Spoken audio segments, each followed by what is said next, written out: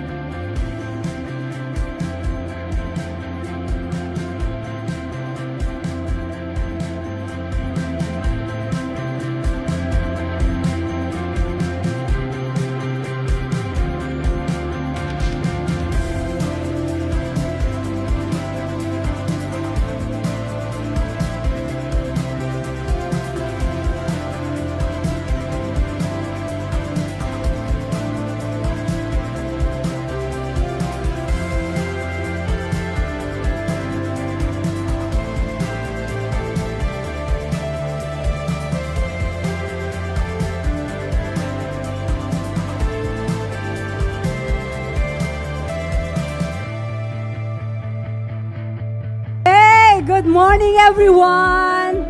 Magandang umaga po sa lahat! Welcome to GFCF! Welcome to GFCF! Mag-i-start na po tayo! Let's all stand up! Hello! Okay, bibigyan ko po kayo ng 10 seconds to greet. Gabitin niyo po yung katabi niyo. Welcome! I'm glad that you were here! Happy Resurrection Day!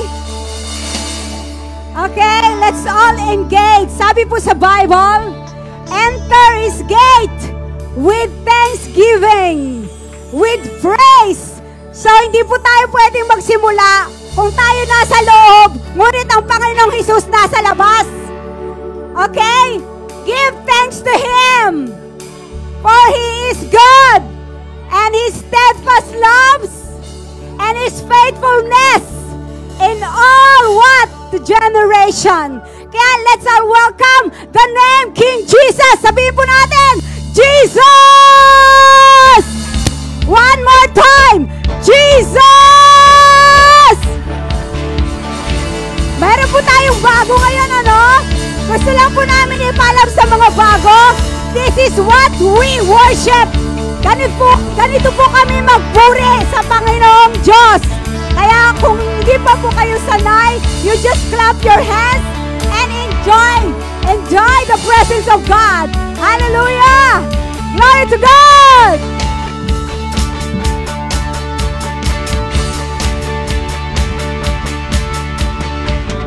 I know you rescue my soul.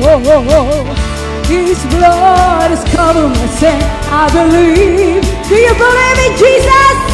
I believe. He taking away my shame. My shame is taken away. Thank you, Jesus. My faith is healed in His name. I believe. Come on, shout the name. I believe. I believe. Let's raise the volume. My Jesus, my Lord has conquered. Come on, sing, my Redeemer. My Redeemer. My Redeemer. My Redeemer. My Redeemer. Come on, sing, my Redeemer. My Redeemer. My Redeemer. My Redeemer, my Redeemer, my Redeemer, my Redeemer, my Redeemer, my Redeemer, my Redeemer. Lord, you are so good. Lord, you are good and your mercy endureth forever. Lord, you are good. Lord, you are good and your mercy endureth forever. Lord, you are good. Lord, you are good and your mercy endureth forever. Now to Jesus the King's God. Lord, you are good and your mercy endureth forever. People from every nation, people from every nation, from generation, we worship, my Redeemer, hallelujah, hallelujah, we worship, yeah, we worship, my Redeemer, hallelujah, we worship you for who you are. Oh, you are good. You are good all the time. All the time. You are good all the time. All the time. You are so good.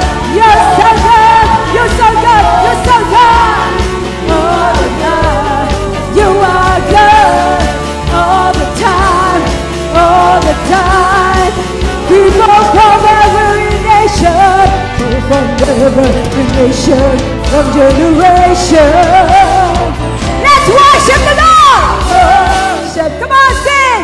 Hallelujah. Hallelujah.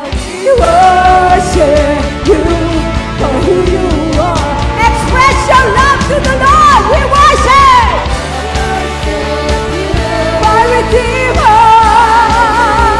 Hallelujah.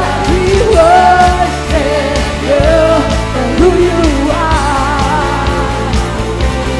You are good all the time. All the time. You are good. You are good all the time. All the time. You are good. You are good all the time. All the time. You are good. You are good all the time. All the time. Now let's sing it in Japanese. Shuno hai wa seichi de michi afureru. Oh, shuno mina wa koshire ni kagayaku. Kokoro kara no saire. Tomo ni mina o tatai. Shua homio. Yes. Hallelujah. Hallelujah. Hallelujah. Shua homeo. Tokoshiri. Shua homeo. Shua homeo. Japanese. Hallelujah. Hallelujah. Hallelujah. Shua homeo. Tokoshiri. You are good. You are good all the time. All the time. You are good. You are good all the time. All the time. You are good. You are good all the time. All the time. You are good. You are good all the time. You are the time. You are people, people from every nation and tongue, from generation to generation. We worship, hallelujah, my Redeemer, Jesus. We worship you for who you are. We worship you. We worship you. Hallelujah. My Redeemer, my Redeemer, for who you are, for who you are, for who you are, for who you are, for who you are, for who you are. You are good. Yes, King Jesus, you are good. You are God. My Redeemer lives. He is the resurrection and the life. Palakpakan natin si Jesus. Si Jesus ng buhay mo. Si Jesus ng buhay ko. Si Jesus ng buong sangkatauhan. Amen. Purihin natin siya, pasalamatan. Maraming salamat. Patuloy po nating awitan ang nag-iisang Diyos. Kung ikaw ay nananampalataya, naniniwala na si Jesus ay nabuhay muli na ikatlong araw, mapalad ka. Pinagpala ang mga taong nananampalataya at naniniwala na siya ang Diyos. Nag-iisang Diyos, walang katulad. Thank you, Father God. Thank you, Holy Spirit. Reign in us, filled in this place. We love you, Lord. We honor you, Lord.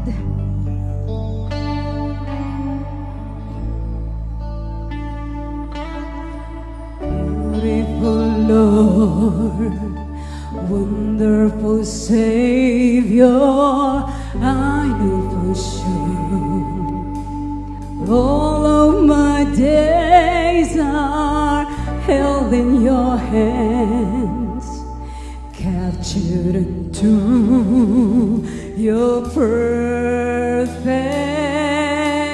plan. You gently call me into your presence, guiding me by your Holy Spirit. Teach me, the Lord, to live all of my life through your hand. Oh, I'm captured, and I'm captured by your holy call. Oh, you set me apart. I know you're drawing me to your near help. Lead me, Lord, I pray. Oh, you take me, take me, mold me, Lord, use me, fill me. I give my life to the potter's hand, and you call me, you call me, guide me, Lord, lead me, walk beside me. I give my life to the potter's hand. Let's sing it again. You gently call me. You gently call me into your presence, guiding me by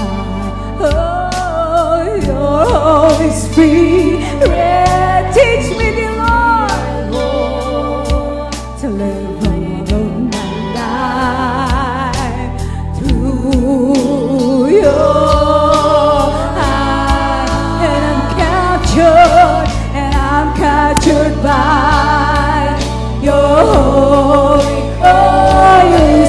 let me apart. You're drawing me to yourself. Oh, lead me, Lord. This is I pray. Oh, take me, take me. Take me, Lord. Hold me. Use me, Lord. Will pray. I give my life to the Father's hand. And you call, you call. Call me, yes, Lord. Guide me, oh, you lead me. Walk beside me. I give my life to the Father's hand.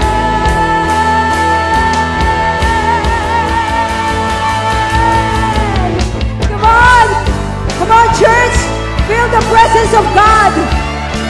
That God is the same yesterday, today, and forever.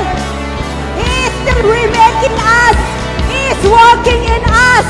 If we come to Him boldly, humbly, Lord, we're going to run to you. And I will run to you, to your word. Oh, not by might, not by power, yes, oh God, but by the Spirit of God, and I will run the race to your word of praise. Oh, let me live in the glory of your grace, and I will run to you, and I will run. Come on, church, worship the Lord to your word, not by might. He said, not by might, not by power.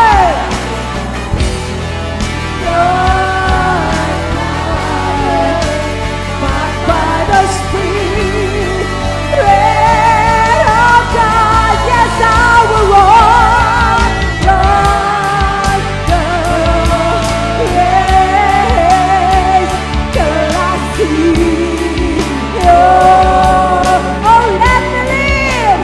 Oh, let me live in the glory. Oh, let me live. Let me live. Come on, church, sing. Oh, let me live. Oh, let me live in the glory of your grace. Hallelujah. We want to live. We want to live under your grace. Palakpakan mo ang Diyos na buhay. Palakpakan mo ang Diyos na nagpakapako sa cross. Muling nabuhay para iligtas ka. Purihin ang Panginoon. Palakpakan natin si Jesus. Thank you, Jesus. We worship you. We honor you. We magnify you. Tunay nga na sinabi, where the Spirit of the Lord, there is freedom. And I believe right now sa pagpupuri natin, there is freedom, there is healing, there is a victory. And we will meet, sabi, and God will meet all our needs according to His riches and glory. Kaya pasalamatan natin ang Panginoon sa mga oras nito. Lord, thank you for the Holy Spirit that He is reigning right now. Naririto siya sa loob na ito. Kapatid, palakpakan mo siya. Huwag kang mahiyang magpuri. Isuko mo lang ang buhay mo sa Kanya. Lord, kung nagugulimahanan ka, kung hindi mo naiintindihan ang pagtitipong ito, Sabihin mo, Lord, here I am. I wanna know you.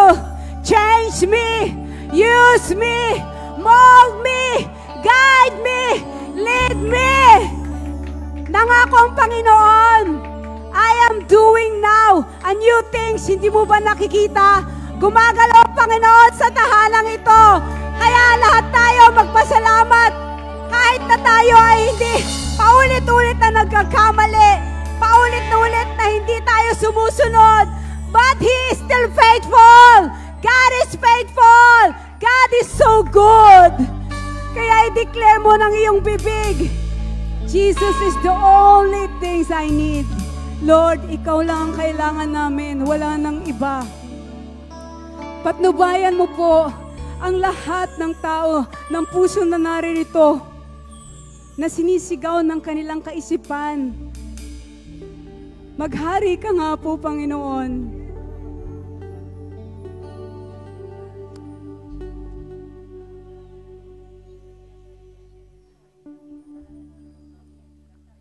Pakinggan niyo po. Pakinggan niyo po yung presensya ng Panginoon na nasa tabi mo sa mga oras na ito. Nagbibigay ng opportunity ang Panginoon. Kailangan lang natin itong ma-discern. Let the Spirit, allow the Holy Spirit to speak into your heart. He is here. That's why my Redeemer lives. Nabuhay siya para sa iyo, hindi lang para sa akin. Pati sa iyo, pati sa kapatid mo, pati sa nanay mo, pati sa kuya mo, lahat, pati sa kaapu-apuhan. Wala pong pinipili ang Diyos, siya ay mabuti. Dahil ang pangako niya ay wagas at tapat. Hallelujah. No weapon formed against shall prosper. Sabi mo, Lord, its tongue that rises against your people, you will condemn. This is our heritage in Jesus' name. Our righteousness is from you. Thank you, Father, for dying on the cross. Thank you, Lord, pinatawad niyo kami dahil lahat ng gawa namin ay marurumi pangit sa iyo, pero binigyan niyo kami ng habag. Kinawaan niyo kami. Kaya ngayon, narito kami sa bulwagan na ito, nagpupuri, nagpapasalamat, na wala kami sasambahin, kundi ang pangalan mo, Jesus. Dahil sa pangalan ni Jesus, marami po ang nangyayaring milagro. If we say the name, deliverance. If we say the name, Jesus, restoration. If we say the name, He can resurrect everything that kung ano yung pinagdadaanan mo. Meron akong pinapagdaanan, may pinagdadaanan si kapatid, but He was resurrect. He can resurrect also about sa iyong buhay. Maniwala ka lang, manampalataya ka lang. Thank you, Jesus, for moving in this place. Thank you, the Spirit of the living God is now in this place. Only believe, believe. Faith comes from hearing the Word of God. Hallelujah, reign, Holy Spirit, we will run to you. Hallelujah. Use this place, Lord. We believe in you. Hindi ka napapagod para baguhin ang aming pag-uugali. Hindi ka napapagod para bigyan kami ng kapayapaan. Hindi ka napapagod para ipagkaloob ang mga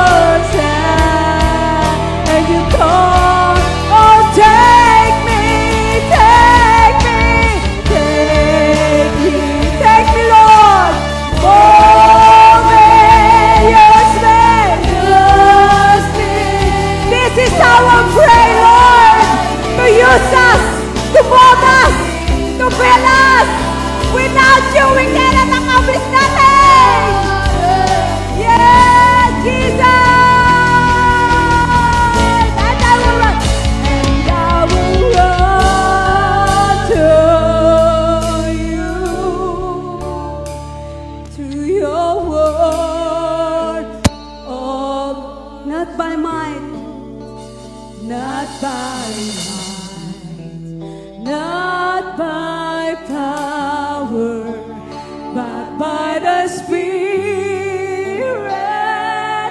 Oh, and I will run to you with soft voice, and I will run to you through your word. Oh, you said not by might,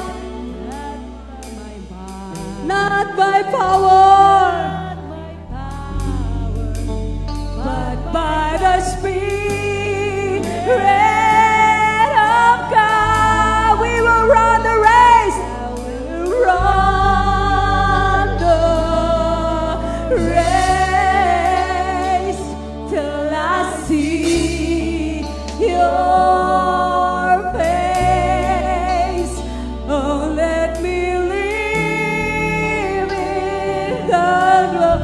Oh, let me sing, church. Oh, let me live in the glory. Oh, let me live. Oh, let me live in the glory of your grace. Lord, no eyes have seen, no ears have heard. Wala pa pong nakakita o nakaalam ang plano mo sa bawat isa. Ngunit kami po ay naniniwala, nananampalataya. Salamat po sa salita para sa araw na ito. Hubugin po kami ng iyong salita sa pamagitan ng buhay ng aming pastor. We surrender everything to you alone, our Redeemer, Jesus, my Redeemer lives. Hallelujah! And if you agree, let's say, Amen! Glory to God! Glory to God! Glory to God! Hallelujah! Glory to God! Woo! Palakpakan natin ang Diyos! Hallelujah!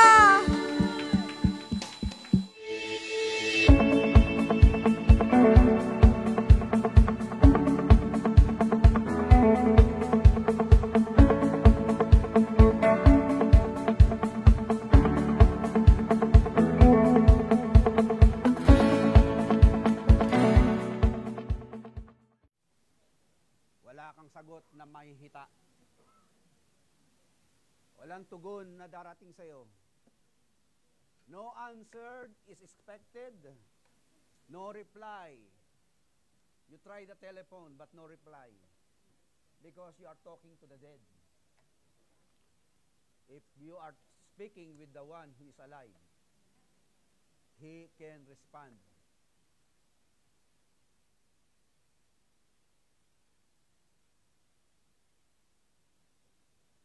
Nararanasan natin yung kanyang presensya ngayon. Amen. Salamat na lang. Meron tayong... Bro, paibawas yung echo para nasa ilalim ako ng ng Angat Cave eh. Para may kuweba rito sa ilalim ko eh. Ayan, babasin mo yung echo. Ayan. So napakaraming tao sa muling pagkabuhay. Kaya kayo ay nandito dahil buhay yung sinasampan yung Diyos. Kasi kung patay yan, wala rin kabuhay-buhay mga pagmumukha natin. Sabihin natin, mag-iinuman na lang tayo. O mag-asubi na lang tayo. Because we are not expecting something from that God whom we worship, who is not responding to our prayers. If you are talking to a dead, I'm telling you, no response, no reply. But when you respond to the loving grace of the Father, through the Holy Spirit in Jesus' name, you are to be the most expectant person who will experience the fullness of His blessing. Kaya napakaganda nitong nagawa natin. Hindi kayo nag-aksaya ng oras.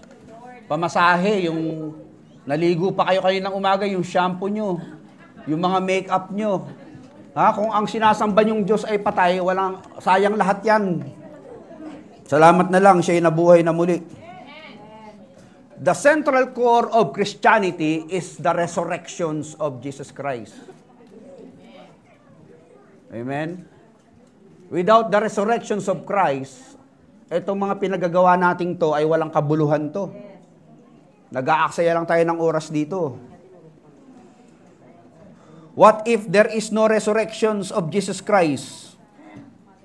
You talk to yourself and talk to ourselves and we will answer our own foolishness.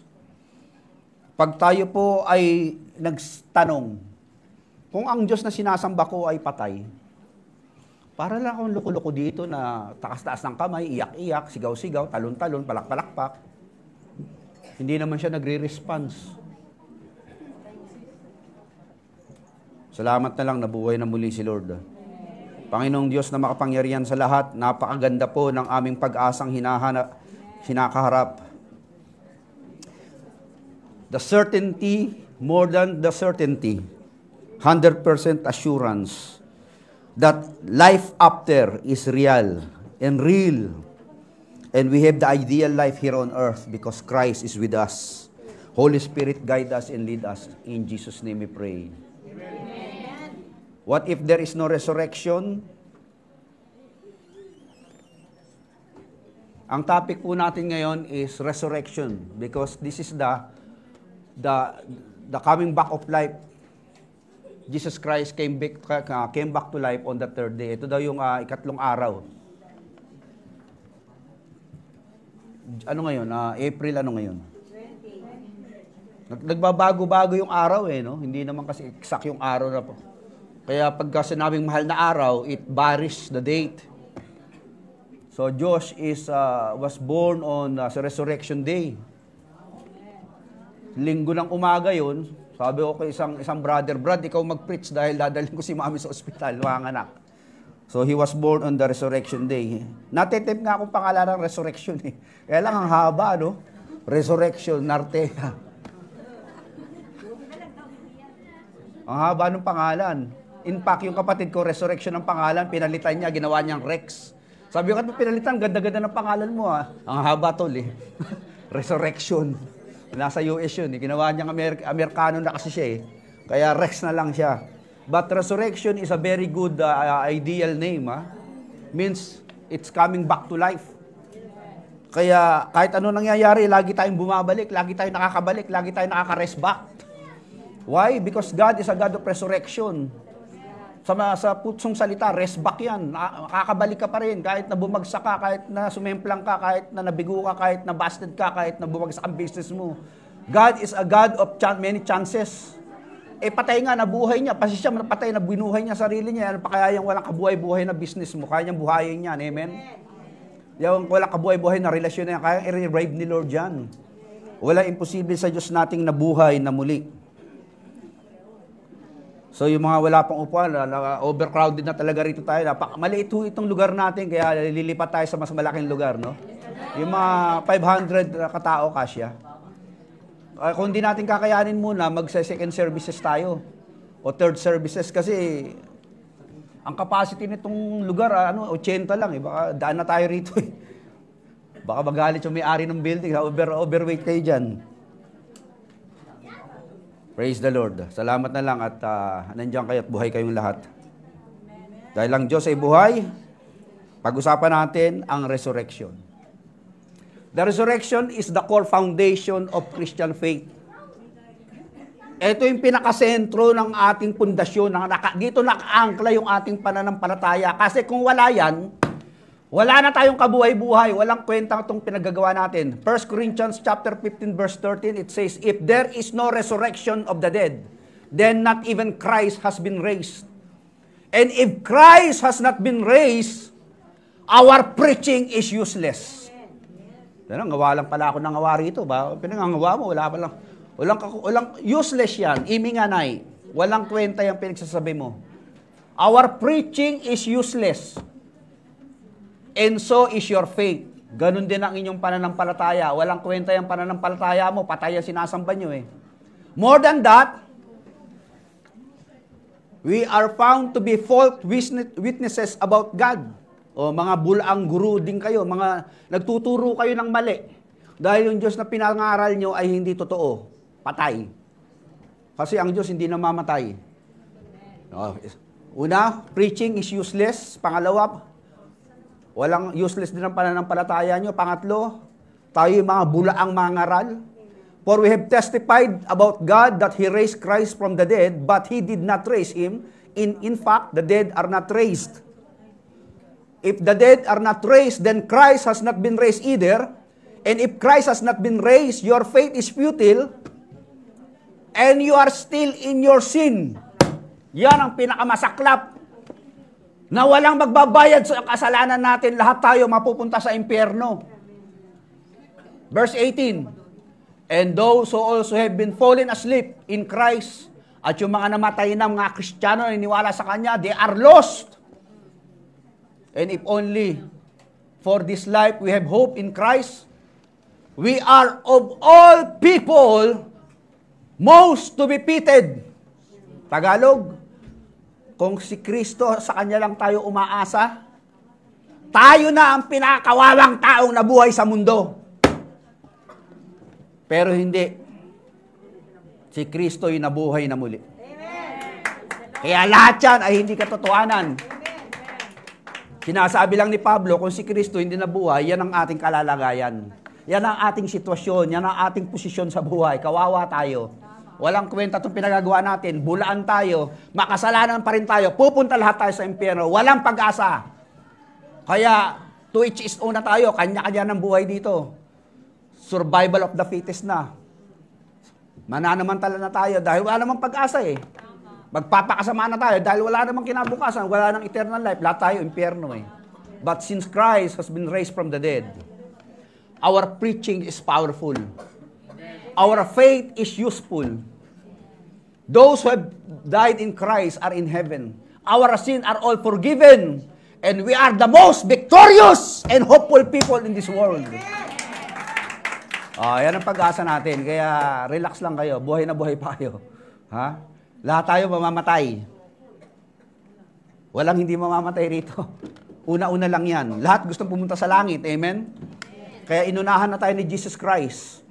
Sabi niya, I am the way to the Father. No one come to the Father except through me. I am the way, the truth, and the life. Whosoever believes in me, even though he die, he shall live again. Because I am the resurrection and the life. Palakpakan natin si Lord. Hallelujah. Woo, thank you, Jesus! Napaabuti mo, Panginoon. Buti na lang nabuhay ka muli. Kung di ka nabuhay, nasa na kaya kami ngayon? Baka susuray-suray kami dyan. Nila Kuya Mike at nila Kuya, sila mga sumusuray-suray noong araw. Death is swallowed up in victory. The power of the resurrections, Jesus Christ. 1 Corinthians 15:58. Alam niyo ba may kapangyarihan ang buhay ninyo? You are so powerful because the Holy Spirit of Christ, the same Spirit who raised Him from the dead, is the same Spirit living inside of you. Hindi nyo alam kung gaano kalakas ang kapangyarihan ng buhay nyo. Napaka-powerful niyan. Kaya hindi mo lang alam kasi yung kapangyarihan sumasayo eh. The moment you speak, the moment you live up your life, there is power coming out. Something wonderful, something powerful is coming from you. Hindi mo lang alam. Ngayon, malalaman natin bakit nga to resurrection na to ay nabuhay na muli ang Panginoon. I entitled my topic as Resurrection, Reason with Reasons. Bumangon dahil may dahilan. Kayo ba bumangon? Bumamagong kayo sa kama nyo dahil may dahilan, di ba? Di ba? Ayaw nang bumangon. Bakit? Wala nang dahilan mabuhay pa. Kaya kayo bumabangon araw-araw, may dahilan kayo, pumapasok kayo sa trabaho, pakakainin nyo anak nyo, bupamuhay nyo pamilya nyo. You're risen from the bed. What if you are dying? You are no longer risen, you are because you are in deathbed. How can you reason out? Sasabihin mo sa asawa mo, darling, medyo magpapaalam na ako. Bahala ka na sa buhay ng mga anak natin. Sabihin ng asawa mo, hindi ka pa mamamatay. You will not die, you will live. I will pray to God that you will continue on to exist. Dahil may dahilan pa para mabuhay. Sino dito ayaw na mabuhay? Wala naman tataas ang kamay, gusto naman mabuhay pa naman lahat. Minsan may tatawag pa sa akin eh. Tol, pag-pray mo naman ako, pagod na buhay ko, pray na naman ako. After 3 days, tatawag na naman. Tol, pag-pray mo na naman ako, pagod na ako. Paulit-ulit na lang, 3 linggo, paulit-ulit. Sabi ko sa kanya, alam mo, Tol, Ang pagpe-pray ko sa iyo, hindi na yung lumakas kay ano yun. Kunin ka na ng Lord. Para magpahinga ka ng tuluyan. Kasi napapagod din kasi kami pray eh. Umaarte naman, sabi ko naman ganyan panalangin, Pastor. Kaya mo naman pala, ba't umaarte ka pa? Labanan mo na lang. Kaya niyong mabuhay na may tagumpay. If you knew and your anchor is in the Word of God. Kasi kung ang anchor mo, nasa asawa mo, sa anak mo, sa mga trabaho mo, hindi ka tatagal.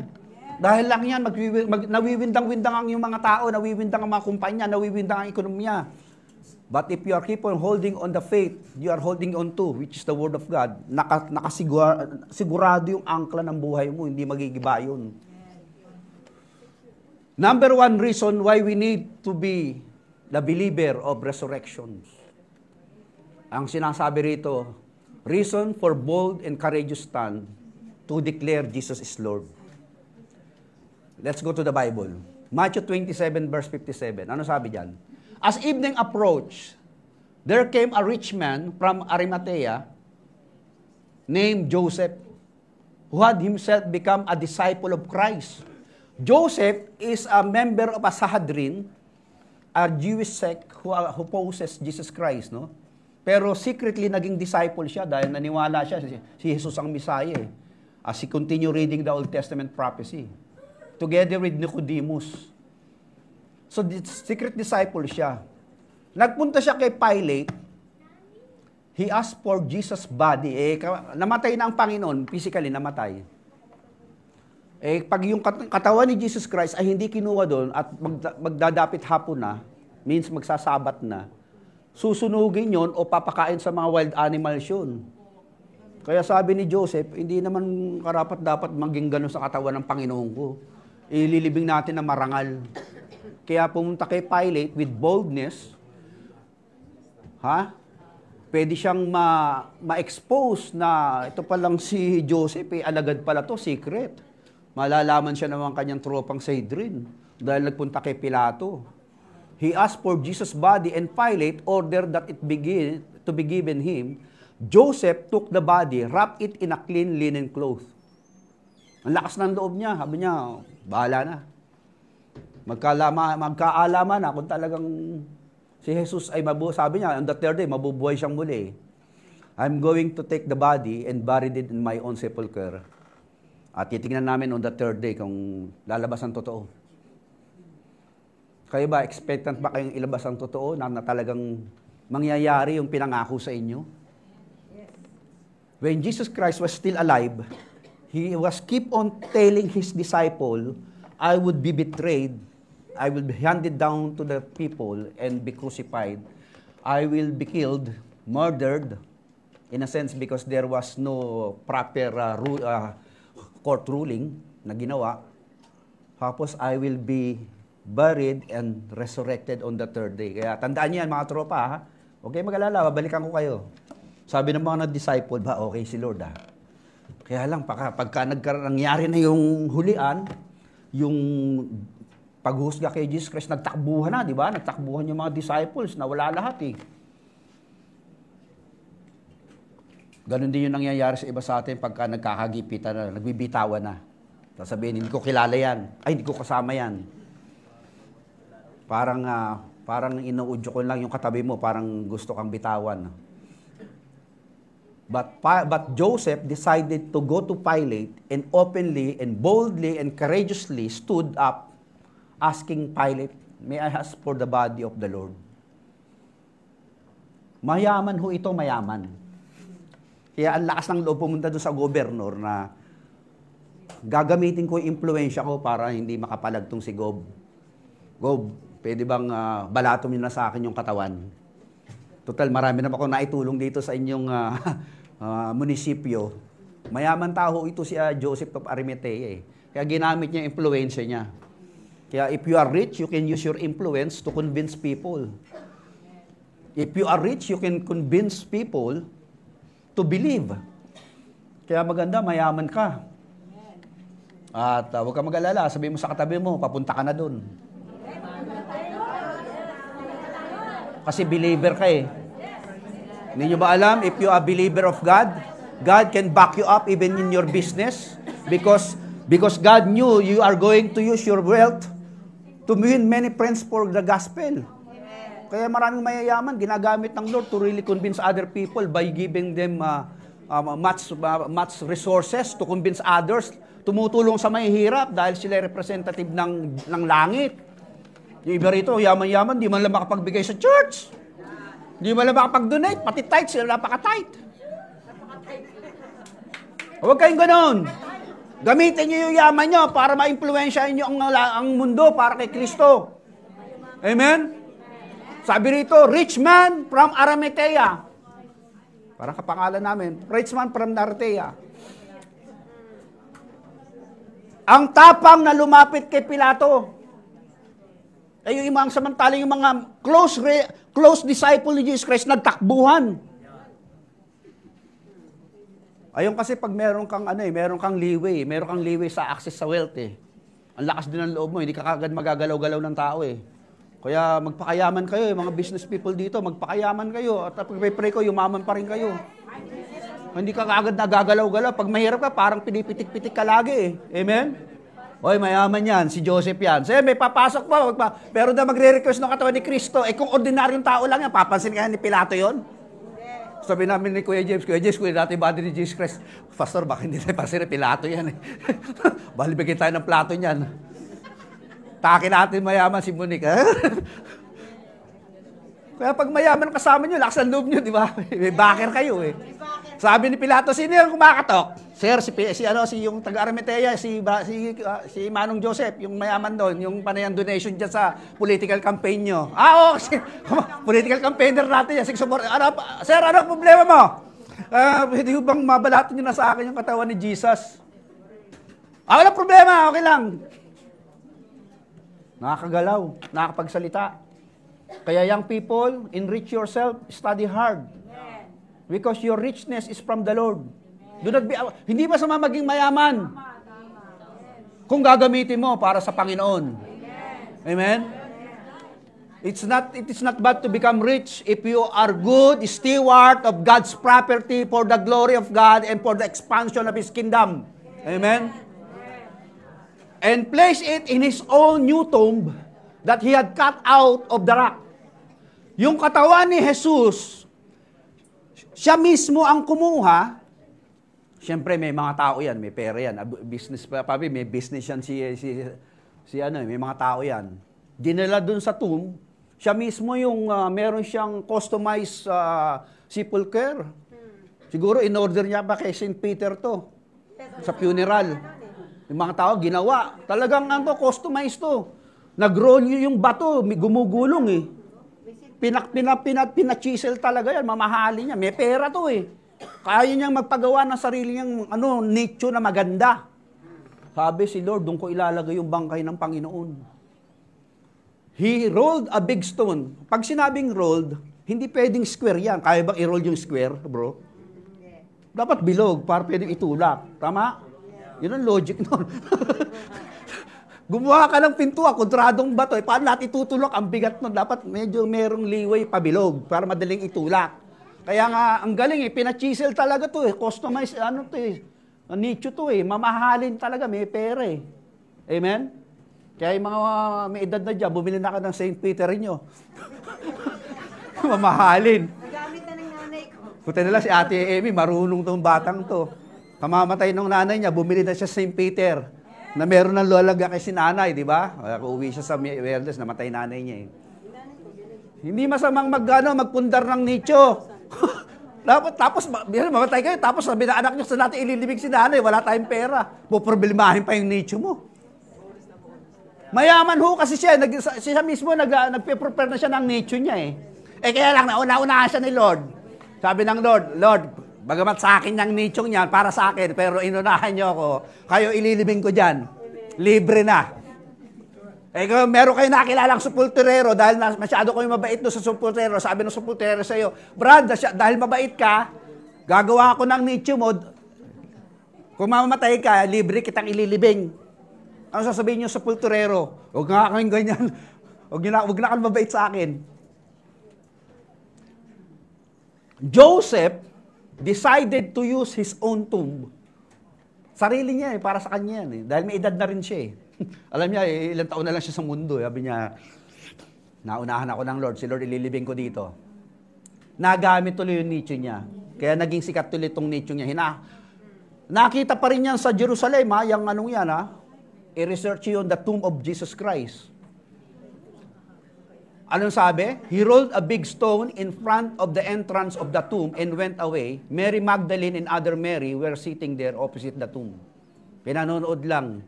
Dahil naghihintay din yung mga babae na mabubuhay na muli ang kanilang Panginoon. Kaya expectant ba kayo na ang Diyos natin ay buhay at babalikan kanya?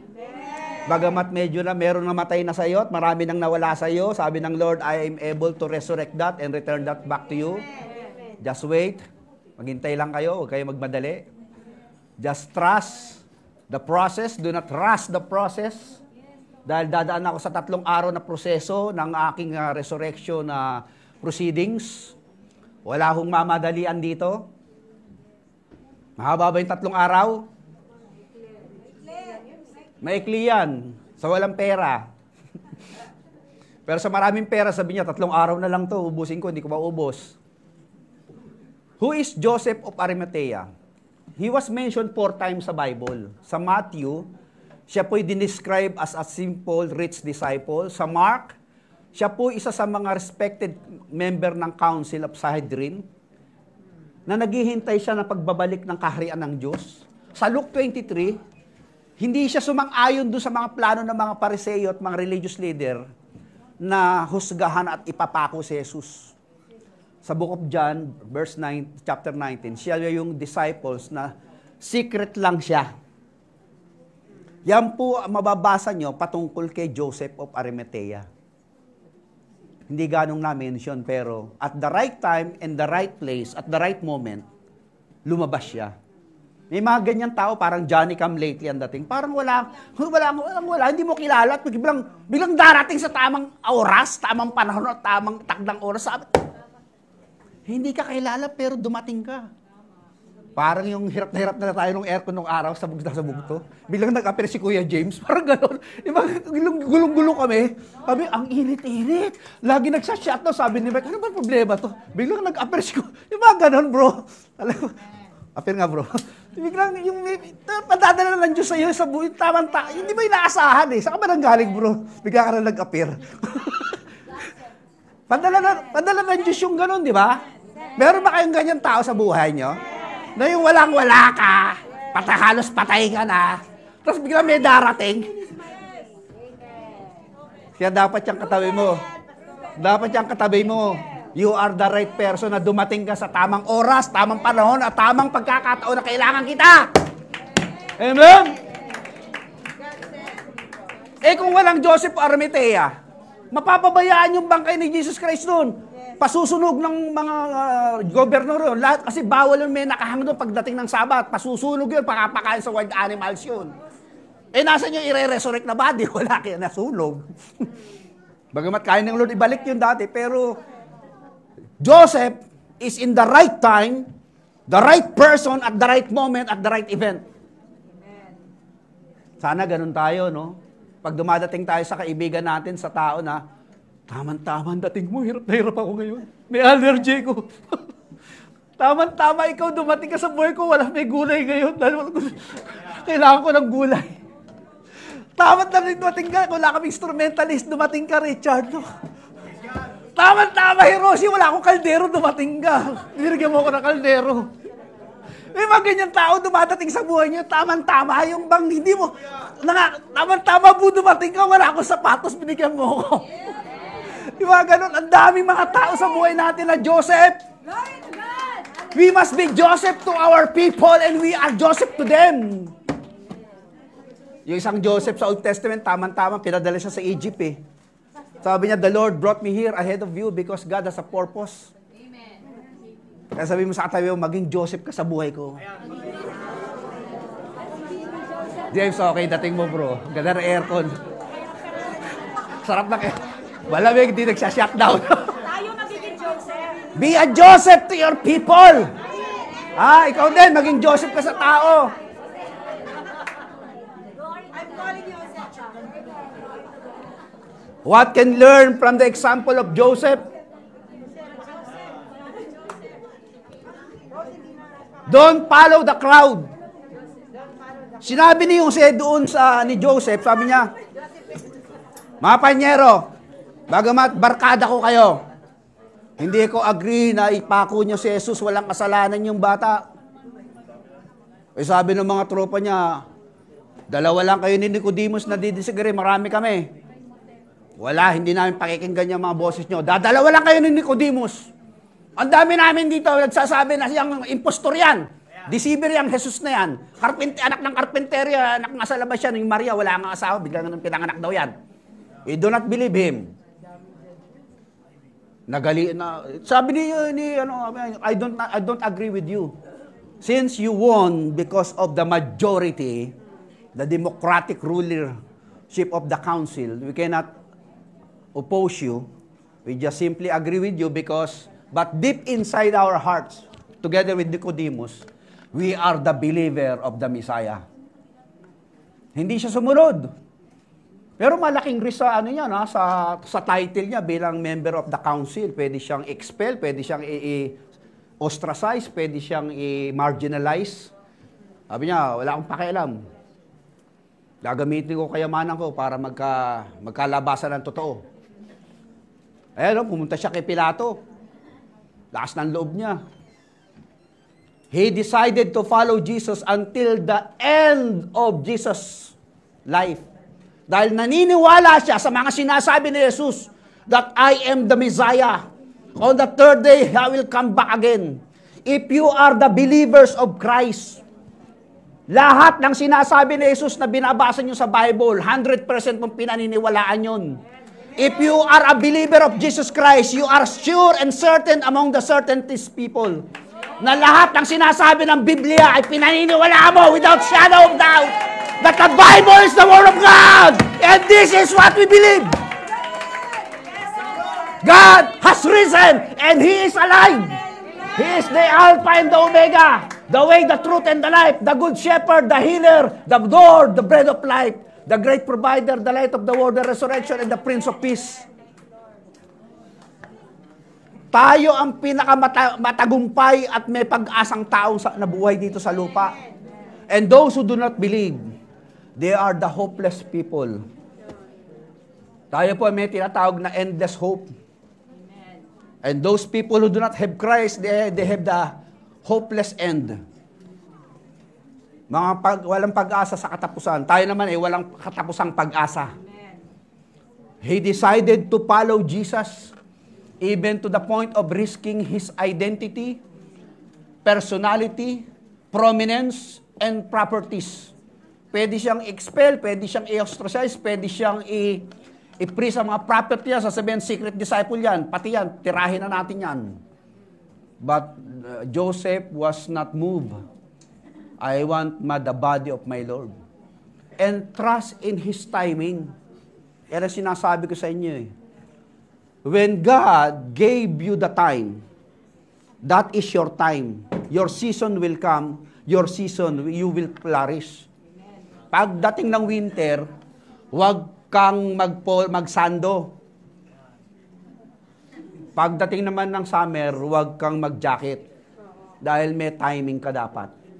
Sumabay ka lang sa timing ng Diyos at maiintindihan mo kung paano siya gumalaw sa buhay mo. Lord, kung kailangan kong magpa-discipline ngayon dahil ako'y wala pang alam at magpaturo, I will submit myself under pastor's mentorship. If I need to be corrected by him, I let be so. Dahil yun ang process sa akin, yan ang aking timing. Hindi ko muna hangaring mag-leader. Iba kasi hindi niya pa timing, gusto niya dumukagod siya sa pedestal ng kanyang tagumpay. Hindi ka pa dumadaan sa process. Kaya yung timing, importante yun. So nagtiwala lang si Jose, sabi niya, wala pa akong kaalam-alam. Yung mga disciple ni Jesus Christ, Jesus Himself taught them about the kingdom, but I am not familiar with the kingdom. What I know is the Torah in the Old Testament prophecy from the Scripture. But the actual teachings of Christ about the kingdom, hindi niya pa alam, kaya interesado siyang alamin yun. Pero naalaman niya, namatay na at pinako na, pero meron pa rin siyang pinaniniwalaan. Yung sinasabi ni Jesus Christ na babalik daw siya on the third day. Kaya sabi niya, I need the body. At ito magpapatunay sa akin na mabubuhay nga muli ito. Ako mismo maglilibing ng katawan niya at paggagamitin ko pa yung aking sepulcher. Second reason why we need to believe the resurrections and the risen Lord. The reason for certainty. Yun ang ibig sabihin niya, Pastor. Yung dahilan na siguradong-sigurado ka sa siguradong-sigurado. Ewan ko na lang kung hindi ka pa masigurado dyan. Siguradong-sigurado na nga eh. Binobola mo ba ako? Sigurado nga. Eto, siguradong-sigurado to. Wala dito 100% siguradong-sigurado to. Lahat tayo mamamatay. Siguradong-sigurado yun. Kaya lang, una-unahan lang. Huwag niyo unahan si Nora Honor. Sa si Pilita Corrales. Sa sino pa isa? Tatlo yun eh. Gloria Romero. Lahat yun, sigurado yun. Sigurado yun, mamatay tayo lahat, di ba? Oh. Kaya nga sabi ni Jesus Christ, huwag kayong matakot. I am the resurrection and the life. Anyone who believes in me, even though he died, he shall live again because I am eternal life. Kaya ang sarap ng buhay Kristiyano, hindi ka natatakot. Magkamatay, kasama natin si Lord eh. Whosoever believes in me shall not perish but have what? Palapakan niyo si Lord. Hallelujah. Saya mo. Ay mga bata, hallelujah. Hindi pa ako mamatay. Eh, bumagsak kayo aeroplano, namatay lahat yung mga kabataan dun eh. Di ba? Yun na sigurado. Yung mga nililigawan nyo, sabi, bukas sasagutin na kita. Hindi pa sigurado yun. Yung sabi, bukas pautangin kita, hindi pa rin sigurado yun. Bukas babayaran kita, hindi pa rin sigurado yun. Bukas pupuntahan kita, hindi pa rin sigurado yun. Ang sigurado, yung mamamatay lahat tayo. Ito kasi yung the great fear of all men, the mother of fear is death. Lahat ng kinakatakutan natin, kamatayan. Kaya ka nag-health fitness. Kaya ka nagba-vitamins. Kaya ka nagsusupplement. Kaya nagbabawas ka ng mga cholesterol at mga sugar. Kaya nag-exercise ka. Kasi gusto mong humaba buhay. Kaya kumakain kami ng mga gulay-gulay-gulay. Kasi yung aming mga fatty liver ay tinatamaan na. Mga kidney namin, mga gallbladder. Kaya, kasi ayaw natin mamatay. Pero sabi ng Lord, alala lang kayo. Yung kamatayan, sinagot ko na yan. Kasi ito yung siguradong-sigurado. Pero do not be afraid. I am the resurrection of the life. The next day, the one of that preparation day, after the preparation day means preparation para sa Sabat, the chief priests and the Pharisees went to Pilate. Tingnan nyo mabuti ha. Sir! Kanina pumunta kay Pilato si Joseph Arimathea. Kinuha yung patay na katawan ni Jesus. Okay? Diyos hindi namamatay ha. Katawan yun namatay doon. Okay? Eto namang mga katropa din ni Joseph na lumalaban kay Jesus. Pumunta rin kay Pilate. Ano naman ang request? Sir,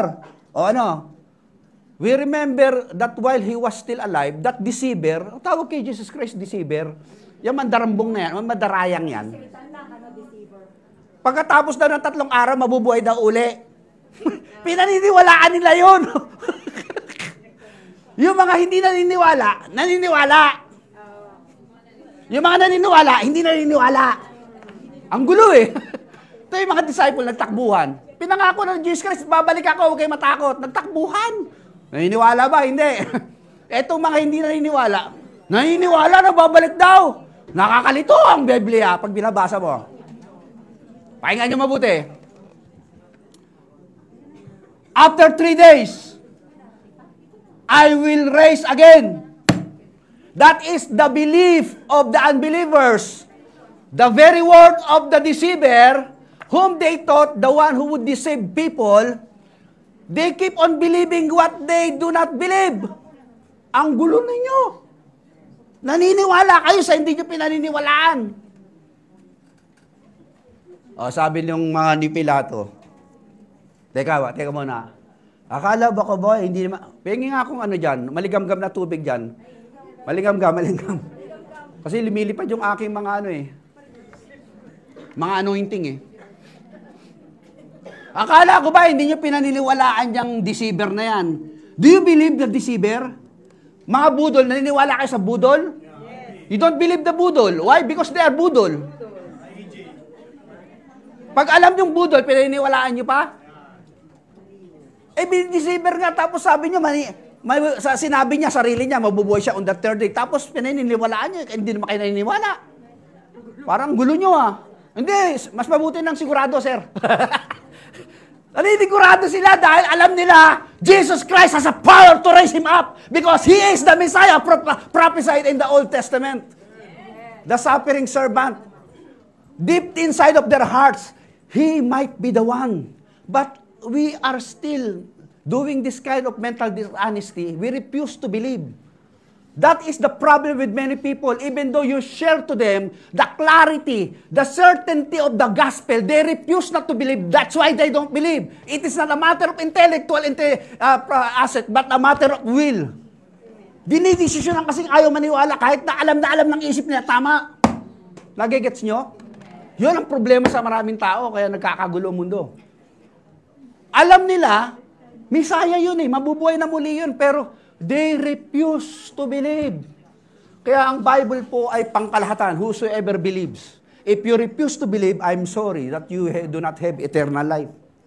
So, ayan sabi, Sir, request po namin sa inyo, naalala po namin ang nabubuhay ang mandarayang yan Nagsabi, sa ikatlong araw daw, mabubuhay siyang muli Ito request, pakinggan nyo. So, magbigay po kayo ng utos. So give the order for the tomb to be made secure until the third day. Ba, talagang ineksakto. Naniniguro, mga sigurista. Naniniguro. Kayo ba'y siguro dyan sa katabi nyo? Sigurado ba yan? Sigurado ba papuntang langit yan? O baka naman, baka deceive din yan. Baka nanloloko lang sa pananampalataya yan.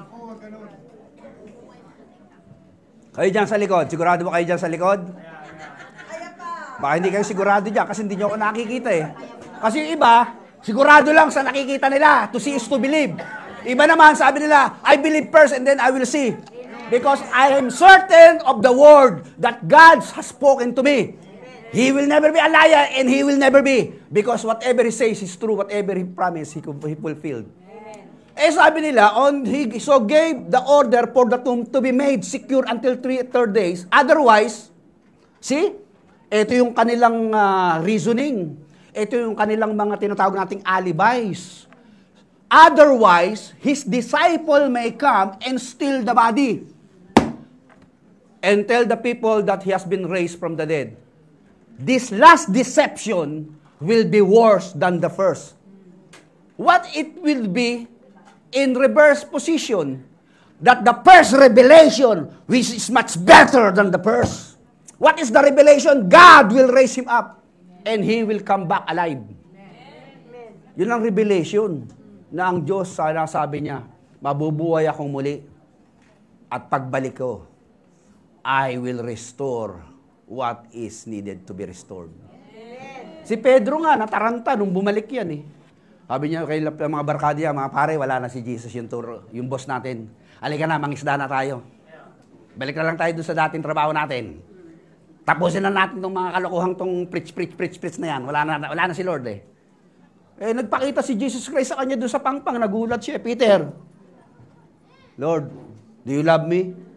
Opo, Lord. Feed my sheep. Peter, yes, Lord. Do you love me? Opo, Lord. Feed my sheep.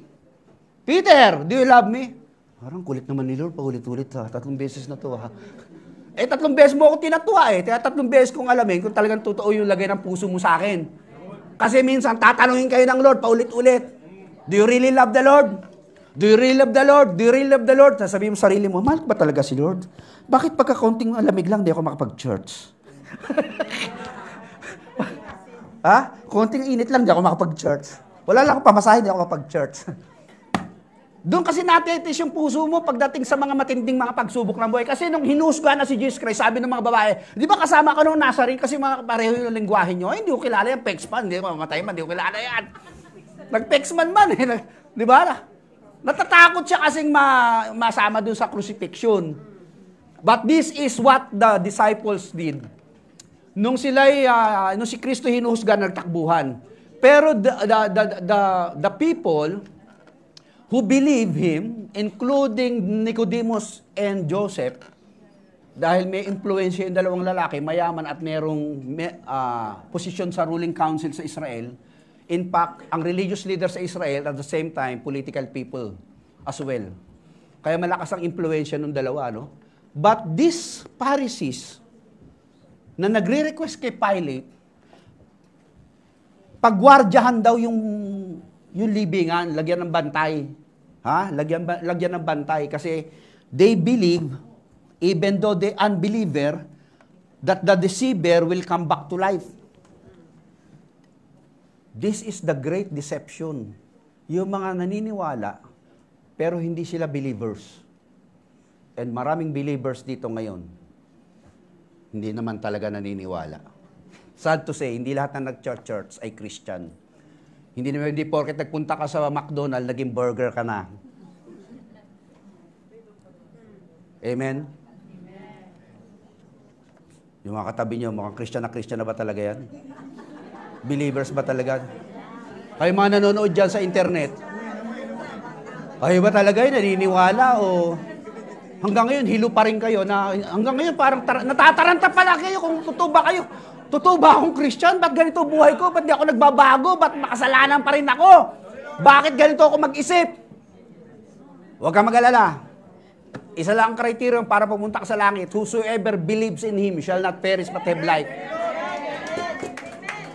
Yung behavior mo sa kaya naayusin ng Holy Spirit yan, magpakalalim ko muna sa Word of God. Kasi hindi naman sinabi nun, whosoever behaves in Him shall not perish but have life. Kasi kung behavior nyo ang standard ng kaligtasan, walang pupunta sa langit.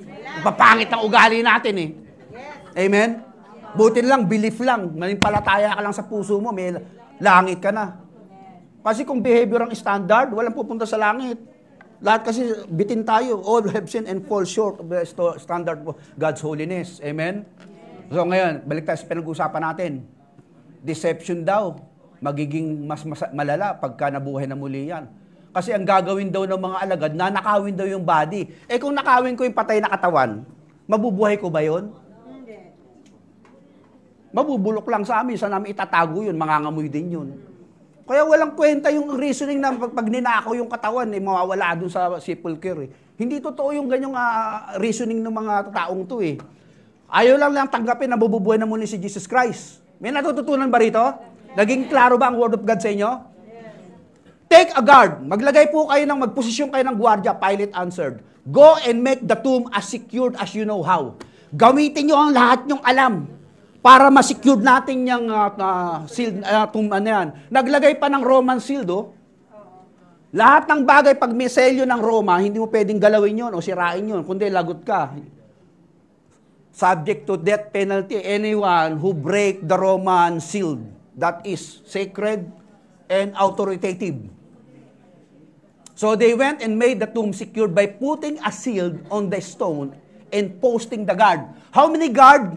Simula nung inilibing ni Joseph of Arimathea si Jesus Christ hanggang on the third day, ang tawag din is, may tawag niya sa guard na ganyan, quaternions. Ibig sabihin, set of 4 guards in every 4 hours. Pagpapalitan yun. Sa loob ng 3 araw yun. Walang tulugan yun. Nakabantay lang yun, nakaposisyon yun. Pag natulog yun, upakan ng leader yun. Walang tulugan yun, tapos inantok na. Alas 4 na, kayo naman. Palit na naman yun, nakaganon lang yun. Ilang araw yun? More than 50 guards posted on that sepulchre to protect and to secure that no one can break in and stole the body. So therefore, imposibleng manakaw, di ba? Tapos may selyo pa, hindi mo pwedeng i-break yan. Saka, kung mananakaw ba namin yan, kunyari siya mamalaki-laki ritong katawan, si June, si Bu, saka si Hiroshi. 4 lang kami tutulak, sama natin si June, saka si James. Tulak natin. Anyone that touches the matter, it produces sound. When matter is touched, sound is produced. Tama? Pag ginalaw mo ang isang bagay, merong merong madidinig na sounds. Kahit dahan-dahanin natin, bro, madidinig pa rin yan, di ba? Kung nakatulog man yung 4 na gwardiya, madidinig pa rin yung bato yan, malaki yan eh. Huwag kang maingay, sabi. Ingay, dahan-dahan lang. Madidinig, magising yun. Pag nagising yun, patay tayong 4 dito, 4 yan. Pag tututusok, may mga sibat yan. Huryoso, huwag kang maingay. Pastor, di ako natutulog para dito lang. Brady mo, ang ingay nyo, mabubuking tayo eh. Ang ingay naman. Huwag na nga, baka mahadali pa tayo ng mga gwardiya eh. Huwag na lang. Mananakaw ba natin yun na... Jassy? No, Kyle, mananakaw natin yung bangkay? Hindi kaya, imposible, di ba? Posible kang manakaw, it is possible to steal the body without being heard by the guards positioned there overnight. Well awake. Siguro, nagbato pa yung mga gwardiya para hindi makatulog. Kare, ba't nga natutulog? Kare, nakabato kami ngayon. Walang tulugan to eh. Walang tulugan to, brother. Natatawa mo. Oh bro, pakatigilan mo yung pagbabato mo dyan, ha? In Jesus' name. Hindi natutulog, bro eh. Ha? Marami nakaka-relate sa akin dito. Ay, mga hindi natutulog dyan. Binabantayan niyo yung asawa mo, baka hindi umuwi. Alas 3 na. May selyo pa man din, paano ito mabubuksan? But after the Sabbath at dawn on the first day of the week, Sunday morning, Mary Magdalene and the other Mary went to look at the tomb. There was a violent earthquake. For an angel of the Lord came down from heaven and going to the tomb, rolled back the stone and sat on it. Ayun, umupo yung angel. Ano nangyari sa mga gwardiya? His appearance was like lightning and his clothes were white as snow. The guards were so afraid of him and they shook and became like a dead man. Ang lakas ng tamaan ng angel sa kanila eh. Biglang bumagsak, parang patay na, nanginig eh, frozen eh. Hindi nakagalaw eh. Sabi, lakas ng tamaan nyo. Hindi nakagalaw eh. Ganon ka-powerful yung angel. Ganon, grabe, ang ganda nitong resurrection scenario. Sana nandun tayo, napanood natin. Wow, ito na yung angel. May mga gwardiya, patay na. Diyan na si Lord, babalik na, hallelujah! And the angel said to the woman, do not be afraid, for I know that you are looking for Jesus, who was crucified. He is not here. He has risen. He has risen! Palakpakan natin si Lord. Just as He said, come and see the place where He lay. Then go quickly and tell His disciples, He has risen from the dead and is going ahead of you into Galilee. There you will see Him. Now I have told you. What happened to the guards? Useless. What happened to the seal? Meaningless. What happened to those who opposes the resurrections? They are defeated. God will continue on and keep on believing and doing what He has promised. I will come back to life on the 3rd day because no one can defeat death. No one can defeat death except me because I am the resurrection and the life. Believe me, said the Lord, you shall not be dying. God is alive. Oh, hallelujah. Ano ngayon ang nangyari sa mga gwardiya? Alam nyo ba sa Roman soldiering, pag ikaw ay natasang maggwardya sa isang preso at nakatakas yun, penalty nun, death penalty yun. Patay ka ron. Putol din ulo mo kasi nakawala yung preso mo. 50 katao yan, nagpalitan. Sabi nung mga susunod na kota, alas 4 na, alas 6 na, ba't di pa tumitimbre yung 4? Ano kaya nangyari doon? Wala pang response, hindi pa nagte-text ha. Wala pang... Siguro baka nag-extend yung 4 na yun. Wala, siguro dito muna tayo, inuman muna tayo rito. Hindi nila alam, frozen to death na yung 4 doon. Ayun, parang hinimatay na wala sa lugar eh. Ayun, parang hinimatay na wala sa lugar. Oh. Bulag tao. Parang inupakan ni Manny Pacquiao, knockout eh. Lakas siguro ng impact ng angel sa kanila. Pak, no? Bagsak, no? Isang angel lang, 35,000 napapatay sa Old Testament. Eh. Lakas ng angel kaya. Hindi nyo ba alam, meron kayong angel na nagbabantay sa inyo? For His command is angel concerning you to guard you in all your ways, so that you will not strike your foot against a stone. He will lift you up with their hands. God's a powerful God we have. Meron na tayong Holy Spirit, Jesus Christ, God the Father. Meron pa tayong guardian angels. Sino patatalo sa inyo? Ganyan ka-powerful ang ating Diyos na pinanalingkuran. Kayo matakot. God is alive. So the women hurried away from the tomb, afraid yet filled with joy, and ran to to tell the disciples. Suddenly Jesus met them. "Greetings," he said. They came to him, clapped his feet, and worshipped him.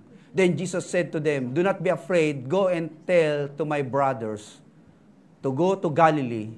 Then there they will see me. He has risen. He is alive." And third reason why I believe that the resurrections of Christ must be believed. Reason to choose what to believe. While the women were on their way, some of the guards went into the city and reported to the chief priest everything that happened. Nung nahimasmasan yung mga gwardya, bumalik sila doon sa chief priest. Sabi, "Hey, sir, hindi na alam sasabihin nila eh. Yung sementeryo ay yung libingan po, bigla na lang pong hindi na namin alam, nakatulog kami." Parang bigla kaming na-frozen, hindi namin na alam na nangyari. Ito sabi, reported to the chief priest everything that had happened. When the chief priest had met with the elders and devised a plan. O, kita nyo, ayaw talagang palabasin na talaga ang resurrection na hindi nangyari. Nag-devise na naman sila ng plano. Ano yung plano nila? They gave the soldiers a large, how much? O, eto ha, huwag kayo maingay ha. Bibigyan namin kayo ng pera, itong i-report nyo ha. Bakit nawala yung katawan niyang mandarambong na yan? Eto ang sasabihin nyo ha. Telling them, you are to say, his disciple came during the night and stole him away while we were asleep. Eh sinabi ko na nga kanina, kung bubuksan natin yung bato, madidinig, di ba? Eh anga-anga naman kayo, natutulog kayo, tapos gwardya kayo. Hindi nyo nadinig yung ang ingay-ingay ng bato, ang laki-laki, di ba? Di ba kayo magising? Nakabato pa man din kayo, tapos natulog kayo. Bakit ganun? Nakakapagtaka. Ito, if this report gets to the governor, we will satisfy him and keep you out of trouble.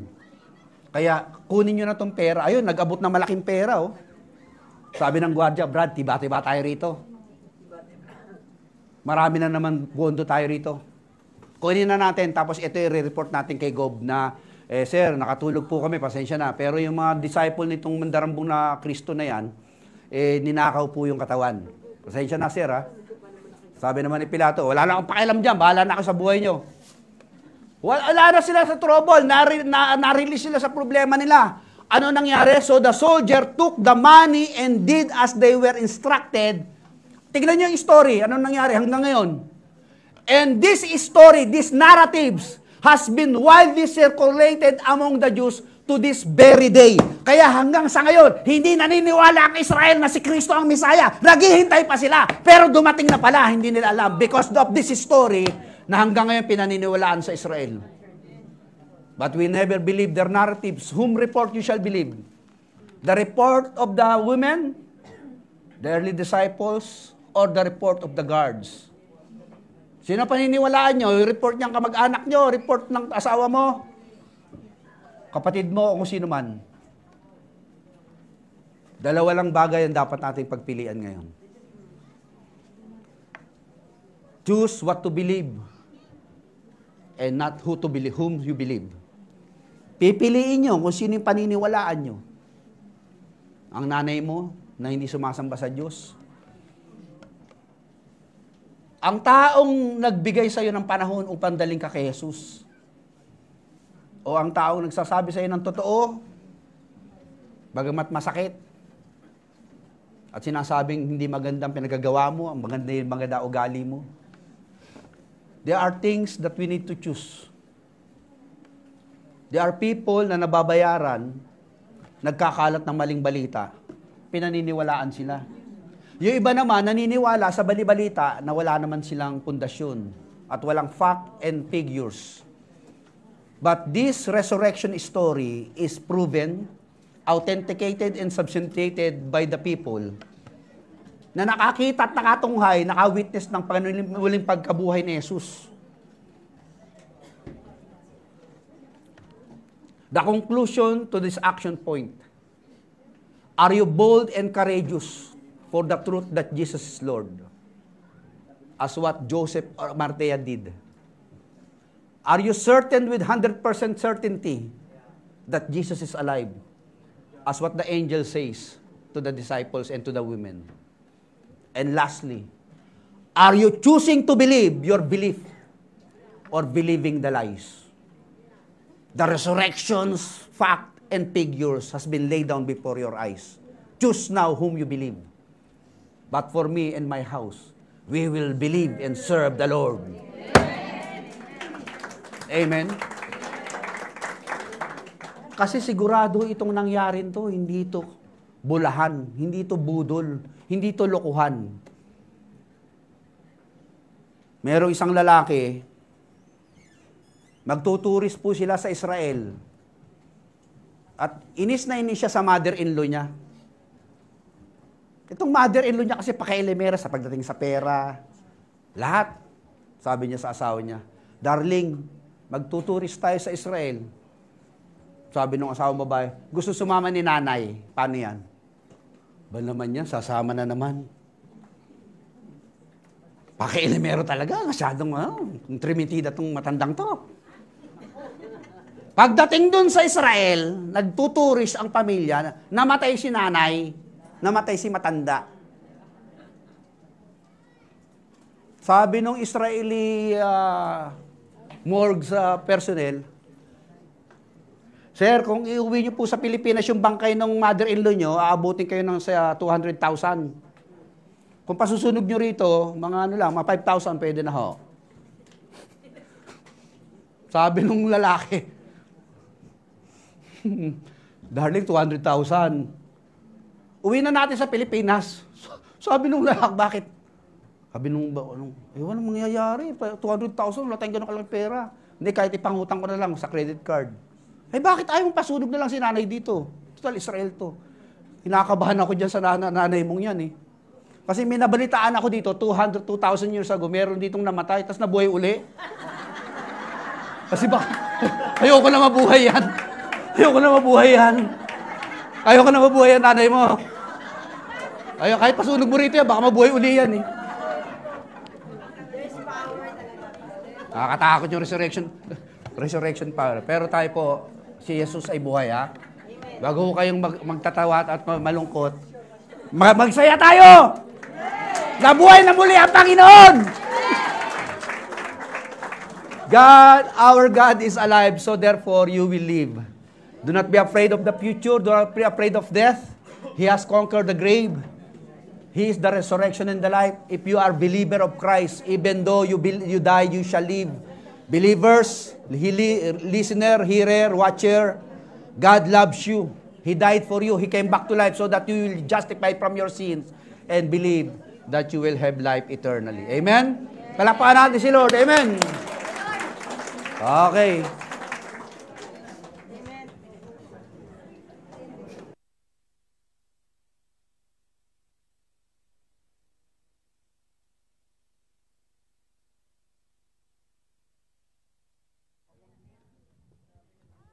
Hello. Isang mapagpalang Resurrection Day po sa lahat. Hindi ko na kayo tatanungin kung blessed ba tayo. Sure. Ito na naman ang lola nyo. Pero I'm not crying today. I'm happy. Okay? We're happy. We're all happy. But saying that, I really would like to apologize last Sunday for my emotional breakdown.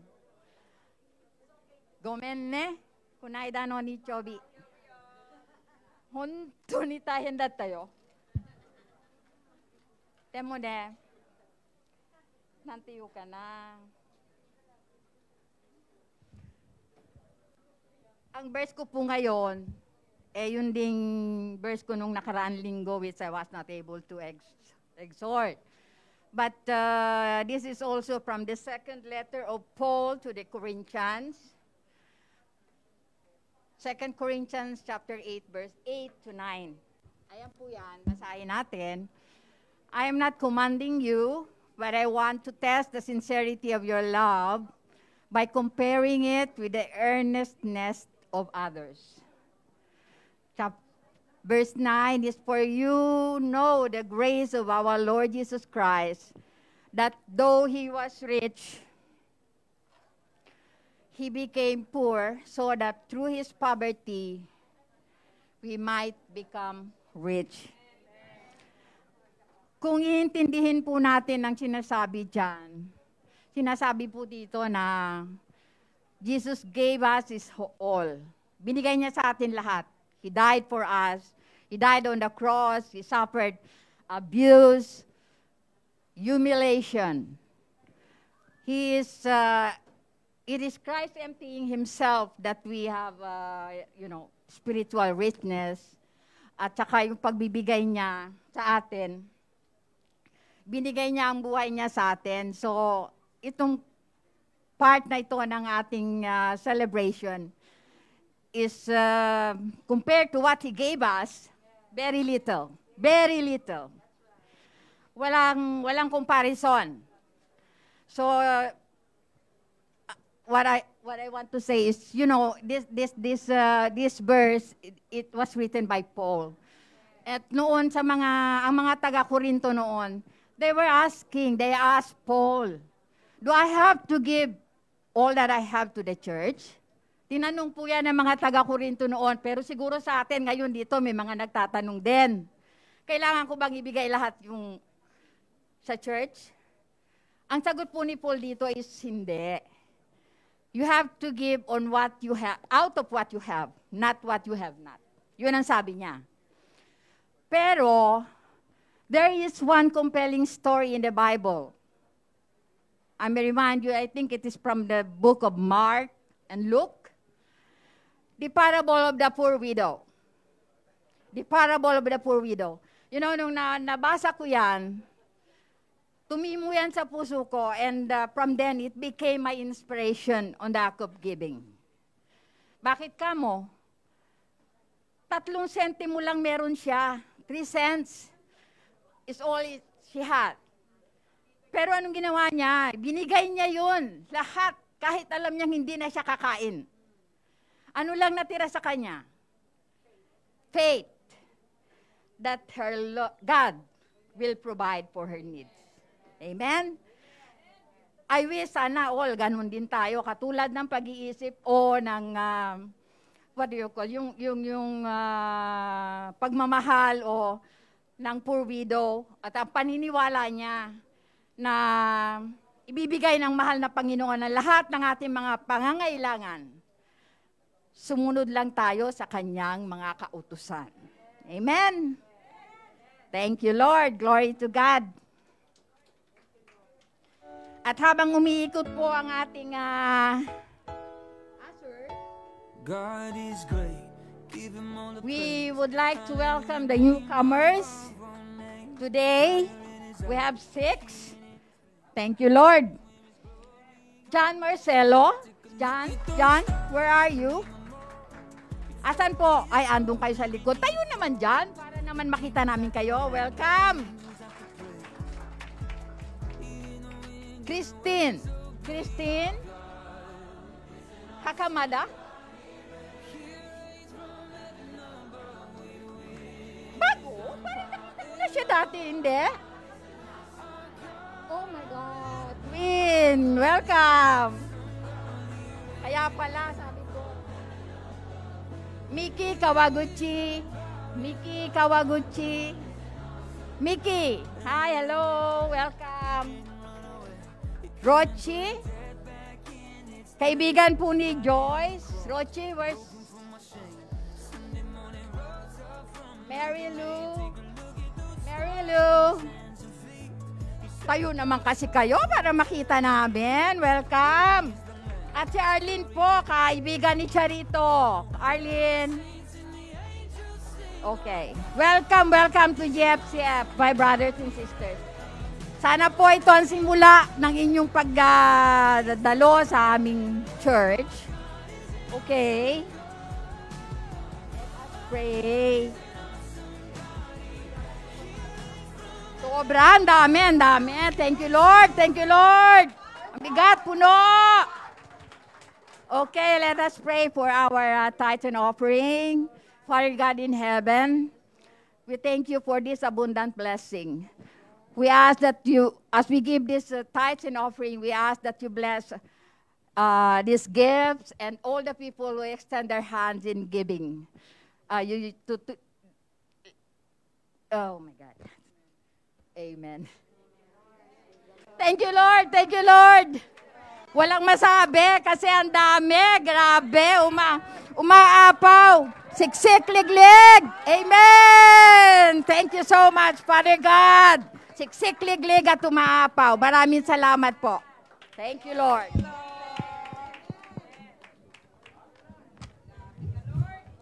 Hello. Grabe si Mapagpalang Lord araw po sa ating talaga. lahat. Shalom po. Grabe po, ang galing po, di ba?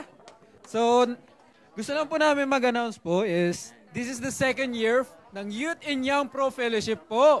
So, Luis, ano pang gagawin natin dito? So yan, sa May 5 po, magkakaroon po tayo ng fellowship po ng youth. And so, Ayun. So, sa mga hindi po nakakaalam, last year po, nagkaroon po tayo din ng Youth Fellowship. So, pumunta po tayo sa Round 1 Kashiwa po. At doon po tayo nagkaroon ng munting mga kasiyahan. Nagkaroon po tayo ng munting katuruan, ng mga games. And gusto lang po namin i-announce. So, excuse me po, pwede ko po ba mahingihan muna ang atensyon nyo? Listen po. Ayan po. 3 minutes lang po hiningi po namin. Ayan, maraming salamat po.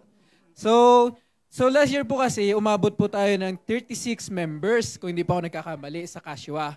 Pero kasi ngayon po, sa GC po, wala pa po nagpapalista sa pangalan nila. As of right now, 6 members pa lang po ang nakalista. And kung hindi po tayo makaka-reach ng certain number of people, mag-iiba po tayo ng venue for our fellowship.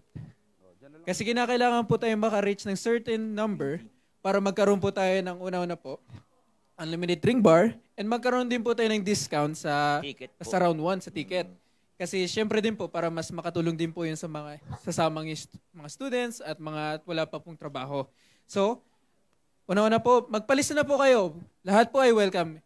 Yes, Kahit po. yung mga kaibigan nyo, friends nyo, cousins, all of them are welcome po. So, yun. thank you po. And syempre po, magpulesa na po kayo. And red calendar po yun. Tama ba? Oh, red calendar, May Yan. 5. So check nyo na lang po yung schedule nyo. So yan. Oh. And kinabukasan din po is, pa rin po holiday. So, wala po kayong kinakailangang isipin. Especially for mga students, hindi kayo mapapagod kasi kinabukasan din ay pahinga. So, yoroshiku na tashimasu. Business po. So, calling po si Thank you po.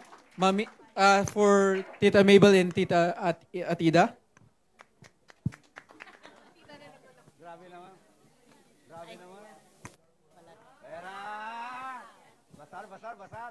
Ayan, praise God po.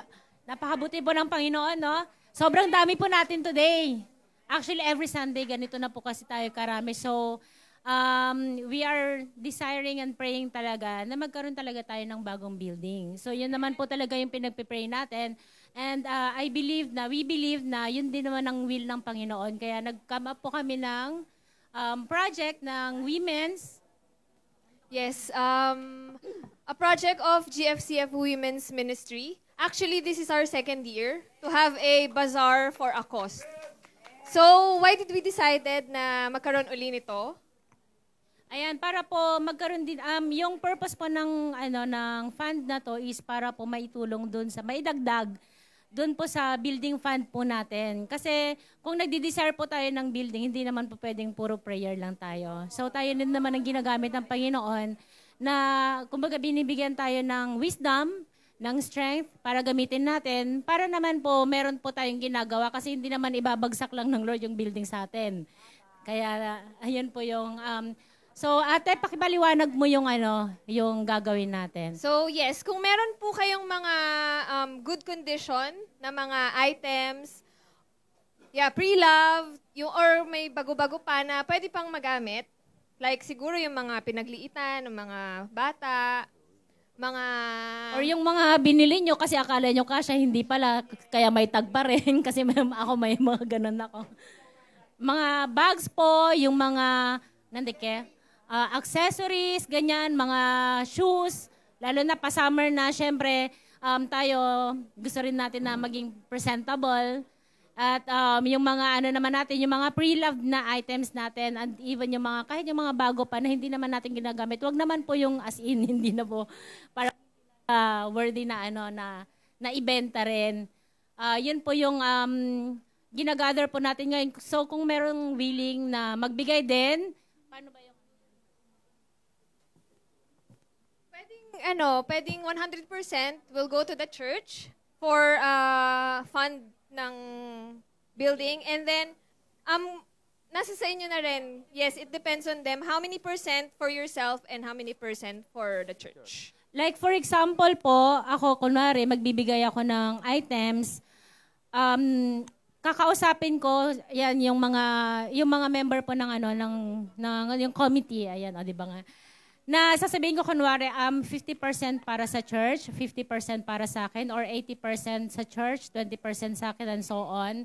Or i-ano ko na to lahat sa church para 100%.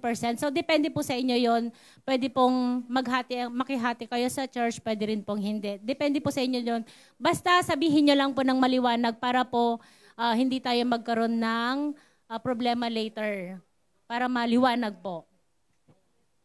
Yes. So, deadline po para sa mga item until March 11. May 11, sorry.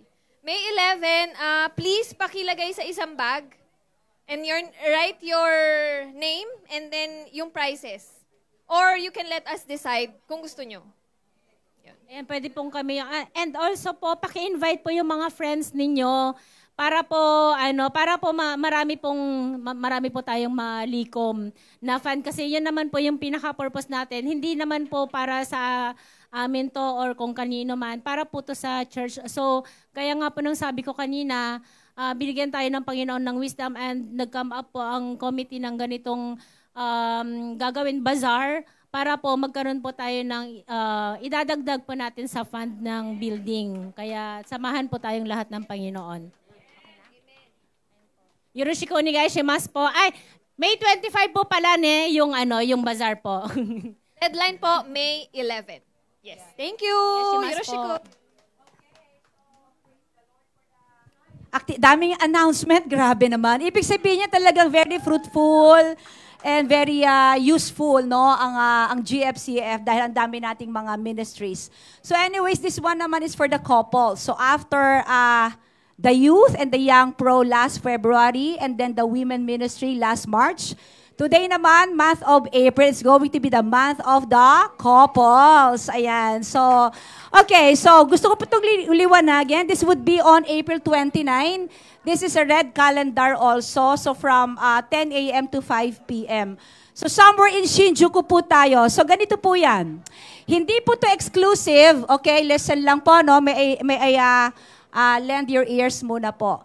Okay, please lend me your ears. So, 1 minuto lang po, 2 minuto lang. So, hindi lang po ito exclusive para sa mga couples na married. Inopen po namin ito, okay, listen lang po. Inopen namin ito para sa mga couples na nagsasama na hindi pa kasal. Bakit? Okay? Ayo, teka muna, nagsasama na sa isang, nagli-live-in na sila, may anak na sila, pero di pa sila kasal.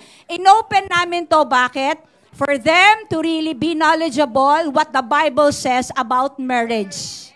Okay? Kaya kung meron kayong kasama ngayon sa bahay na hindi nyo asawa na partner ninyo, pero dapat ginagawa nyo ng paraan, okay? Para i-process yung marriage ninyo, you are welcome to this day out ng couples. So far, we have I think we have 12 couples yata o 13 couples. So, sinasabi ko I am really encouraging you sa mga couples to really be involved this coming 29. Bakit? Sigurado, magkakaanak kayo ulit ng asawa ninyo. Biglang ganon, ano? Ibig sabihin, Your love will go higher. Of course, first to God, and then first to your spouse, and to your children, and to your family. And when your family is blessed, if you are happy together forever, husband and wife, your family is happy forever, and all the people that God will bring to your life, magkakaroon kayo ng impact to them. So to God be all the glory. Registration, just come to me and we will include you po sa ating list. So to God be all the glory. Rose, di ba ikaw pa?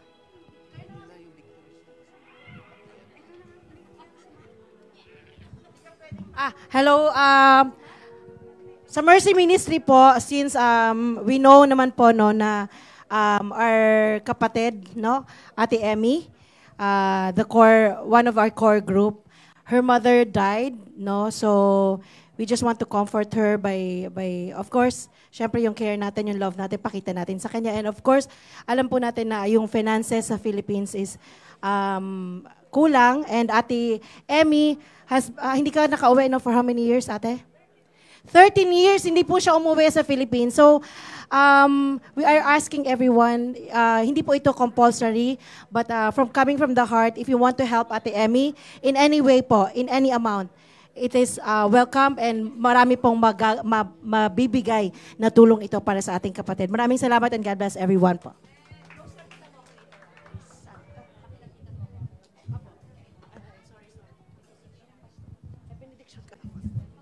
Lord, tayo po tayong lahat, pag-tayo tayong lahat.